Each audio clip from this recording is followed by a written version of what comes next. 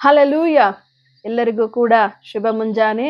ದೇವಜನರೇ, ಈ ದಿನದಲ್ಲಿ ನಿಮ್ಮನ್ನ ಕಾಣುತ್ತಿರುವಂತದ್ದು ತುಂಬಾ ಸಂತೋಷವುಳ್ಳಂತಹ ಒಂದು ಕಾರ್ಯವಾಗಿದೆ. ಈ ದಿನವು ದೇವರ ವಾಕ್ಯವು ಏನಾಗಿದೆ ಎಂಬುದಾಗಿ ನಾವು ನೋಡೋಣ. ಕೀರ್ತನೆಗಳು 128ನೇ ಅಧ್ಯಾಯದ 1 ಮತ್ತು 2ನೇ ವಾಕ್ಯ.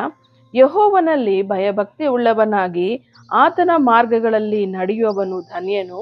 ನಿನ್ನ ಕಷ್ಟಾರ್ಜಿತವನ್ನು ನೀನೇ ಅನುಭವಿಸುವಿ. ನೀನು ಧನ್ಯನು, ನಿನಗೆ ಶುಭವಿರುವುದು. ಹೌದು ಪ್ರಿಯರೇ, ದೇವರ ವಾಕ್ಯದಲ್ಲಿ ಕೀರ್ತನೆಗಾರನು ಹೇಳುವ ಹಾಗೆ ಯೆಹೋವನಲ್ಲಿ ಭಯಭಕ್ತಿ ಉಳ್ಳವನು, ದೇವರಲ್ಲಿ ಭಯಭಕ್ತಿಯಿಂದ ನಾವು ನಡೆದುಕೊಳ್ಳುವಾಗ, ಆತನ ಮಾರ್ಗದಲ್ಲಿ ನಾವು ನಡೆಯುವಾಗ ಧನ್ಯರು ಎಂಬುದಾಗಿ ಕೀರ್ತನೆಗಾರನು ಇಲ್ಲಿ ಹೇಳುವಂತವನಾಗಿದ್ದಾನೆ. ಅಷ್ಟು ಮಾತ್ರವೇ ಅಲ್ಲ, ನಿನ್ನ ಕಷ್ಟಾರ್ಜಿತವನ್ನು ನೀನೇ ಅನುಭವಿಸುವಿ.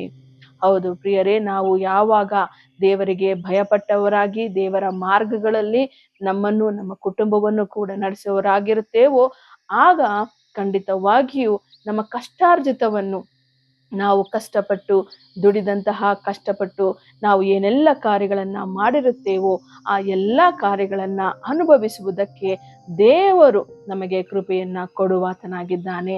ಆದುದರಿಂದ ಈ ದಿನದಲ್ಲಿ ನಮ್ಮನ್ನ ನಾವು ದೇವರ ಭಯದಲ್ಲಿಯೂ ಆತನ ಮಾರ್ಗಗಳಲ್ಲಿ ನಡೆಯುವುದಕ್ಕಾಗಿಯೂ ಒಪ್ಪಿಸಿಕೊಡೋಣ.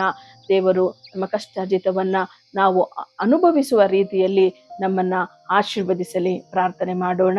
ಸ್ತೋತ್ರ ಕರ್ತನೆ, ಪರಿಶುದ್ಧನಾದಂತಹ ದೇವರೇ, ಅಪ್ಪ, ನಿನ್ನ ವಾಕ್ಯವು ಹೇಳಿರುವ ಹಾಗೆ ಸ್ವಾಮಿ, ನಾವು ನಿನ್ನ ಭಯಭಕ್ತಿಯಲ್ಲಿ ನಡೆದುಕೊಂಡು ನಿನ್ನ ಮಾರ್ಗಗಳಲ್ಲಿ ನಡೆಯುವಂತಹ ಮಕ್ಕಳಾಗಿ ಕರ್ತನೆ ನಮ್ಮೆಲ್ಲರನ್ನ ನೀನು ಮಾರ್ಪಡಿಸು. ಕರ್ತನೆ, ನಮ್ಮ ಕಷ್ಟಾರ್ಜಿತವನ್ನ ನಾವು ಅನುಭವಿಸುವಂತಹ ರೀತಿಯಲ್ಲಿ ಪ್ರತಿಯೊಬ್ಬೊಬ್ಬರನ್ನ ಕರ್ತನೆ ನೀವು ಆಶೀರ್ವದಿಸಿ ಸ್ವಾಮಿ.